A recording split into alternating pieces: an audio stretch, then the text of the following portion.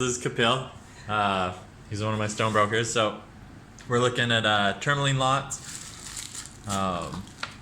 cabs, facet, sapphires, more tourmaline lots. We got rubies over here in that pouch. What are these? More tourmalines, rose cut, watermelon tourmaline. I was looking at some diamonds earlier. So when I'm buying cut stones, essentially what I want to look at is quality of cut, clarity, inclusions, things like that. Everything's by carat. When you're buying in lots like this, it's you got to buy the whole lot. So when I see all these, I pretty much got to buy all of them at once. He's not going to let me handpick. I look at the stones maybe in a natural light, or I turn my flashlight on my phone and I'll shine it underneath. So this is a rose cut, flat back cabochon. But I'm looking at these. There's a lot of fractures in it, inclusions. Most watermelon tourmaline has that. There's very few that don't.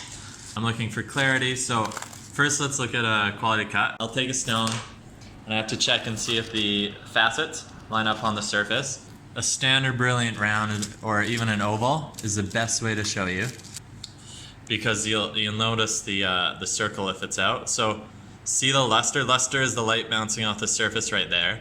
And I'm gonna look around and check to make sure the luster looks symmetrical. That's a big sign. You look into the stone, you can check the pavilion, make sure your facets are lining up. Some of them I'll look into, and the pavilion means the bottom of the stone, the cone. If the facets aren't lining up under there, it could mean hand cutting, or for whatever reason, if people are using a high-tech machine, maybe it's out by a bit, or they're new cutters, whatever it is, or it's just a rejection lot. Sometimes I can buy lots like this and it'll be rejection. It might be stones that were stolen by the cutters and they want to clearance it. It could be someone that's in a jam and they want to make some money. All different reasons why you can buy lots for cheaper. The lot price could be low because of the situation, why I'm buying it, or it could be because the stone quality is low, the cut is poor, meaning there's fractures and inclusions. Fractures don't necessarily mean cracks. It means like hairline cracks inside the stone. So let's find a nice example of that. It's really easy to see in the tourmaline. It's not clean. Clean is a term we use in gemstone world. If it's clean, that means it's like flawless inside. It's beautiful. You can see right through. It's transparent like a windshield. So it's just like it looks like glass with color, but it's not. Sometimes it's hazy. So I talked about transparency. If the stone is hazy in any way, almost more translucent, so like a bit milky kind of, that can bring the price down. So that's something you look for in quality. Color saturation. I was looking at a big bag of aquamarines here. So all faceted aquamarines. In the bag, they look nice and juicy color, but once you take one out, which I'm going to do for you here. When I put the bag here, because the light has so much area to refract through, it looks denser with the color. It's like when you stare out of a boat into the ocean, because it's so deep, it looks really dark, but when you're standing at the shoreline, water looks really clear. So because the bag is thick, there's a whole bunch of color for the light to pass through, but when the stone is just alone, it looks a lot more pale. The cut is done well on them.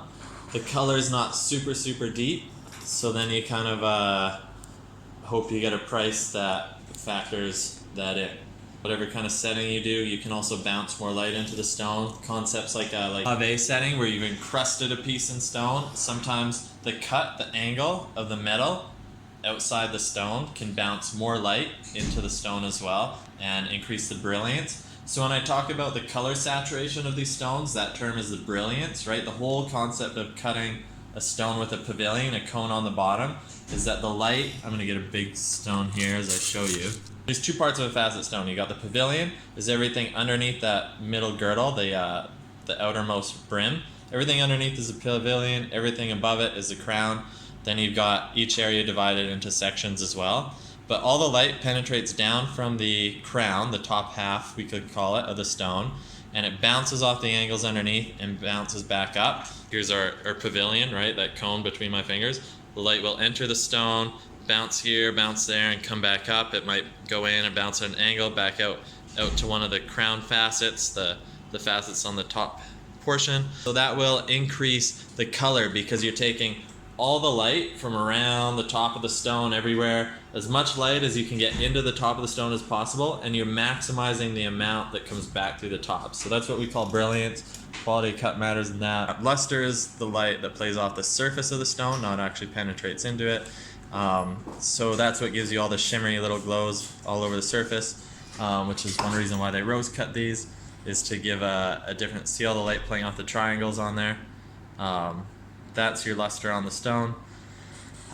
If the facets don't line up well, it makes for an ugly display of light walking across the surface of the stone or even underneath the stone, because as we saw earlier, when you look deep down into the stone, if the facets don't line up underneath, it throws the whole gem display off.